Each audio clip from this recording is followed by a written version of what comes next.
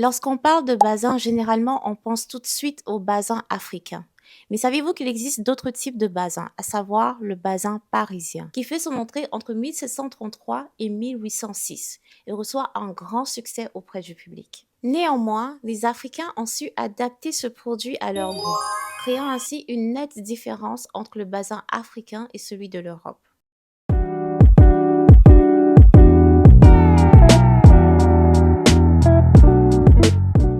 Bienvenue à tous, mon nom est Loïs Dibi. Sur cette chaîne, nous allons parler de l'histoire des tissus africains et afro-caribéens. Alors si toi aussi tu as envie d'apprendre davantage sur ce sujet, je t'invite à liker la vidéo, activer la cloche de notification pour ne manquer aucune vidéo. On ne peut pas parler de bazin sans faire un tour au Mali, qui est reconnu et célébré pour son bazin et surtout pour sa teinture de qualité. En ce qui concerne les caractéristiques, le bazin africain se différencie de par sa raideur, sa brillance et sa teinture artisanale. Il est composé de coton blanc teinté pour obtenir un tissu damassé.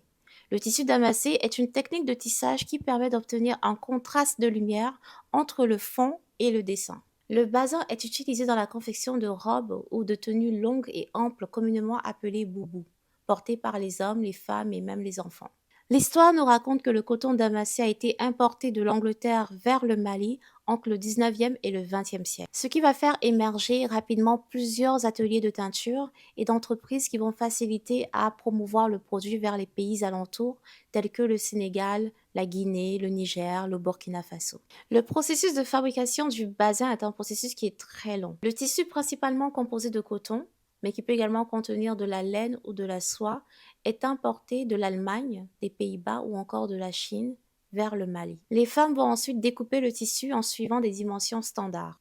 Après la découpe vient l'étape de nouage. Le nouage va permettre d'identifier les endroits qui ne seront pas teints.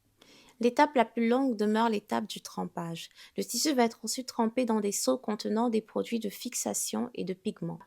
Après cela, il sera essoré avant d'être lavé et retrempé de nouveau. Cette étape va être répétée à plusieurs reprises pour permettre au tissu de vraiment absorber les couleurs.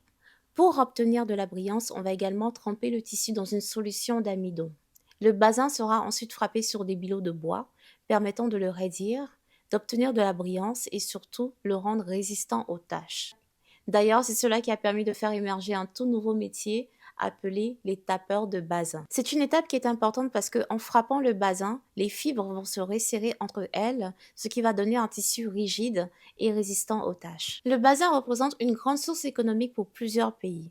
C'est un secteur d'activité qui va regrouper et les importateurs de textiles, et les vendeurs de teinture, et les couturières ou tailleurs, les banquiers et pour finir les consommateurs. C'est également un tremplin vers l'émancipation des femmes parce qu'elles vont pouvoir ainsi générer du revenu. Les femmes vont former des groupes sociaux très unis partageant les mêmes objectifs socio-économiques, qu'on va appeler des entreprises collectives ancrées dans le communautarisme. Elles vont se mettre ensemble pour pouvoir bénéficier de microcrédits offerts par des organismes non gouvernementaux qui leur permettent d'avoir accès à des crédits mais également à des moyens d'épargne abordables avec des taux plus ou moins bas. De plus, elles se portent garantes les unes aux autres pour pouvoir rembourser les crédits. Plusieurs polémiques ont vu le jour depuis que les teintures naturelles ont été remplacées par des teintures chimiques, mettant ainsi la santé des femmes à dure épreuve, étant donné qu'elles travaillent sans protection adaptée, telles que des gants ou encore des lunettes de protection. Les teintures chimiques présentent des risques de brûlures graves et peuvent également engendrer des problèmes respiratoires. De l'autre côté, les batteurs de bazin sont souvent mal rémunérés. Ces femmes doivent également concurrencer la venue des grandes entreprises textiles maliennes qui proposent des produits moins chers et de meilleure qualité. S'ajoute à tout cela une problématique environnementale. Malheureusement, il n'existe pas de moyens efficaces permettant de pouvoir traiter les eaux polluées par les teintures synthétiques. Celles-ci sont souvent jetées dans les fleuves, dans les caniveaux ou encore les puits, ce qui crée un problème majeur pour l'environnement et pour la santé des citoyens. Il existe trois types de bazins. Ceux-ci vont être différenciés dépendamment de la qualité des fils utilisés.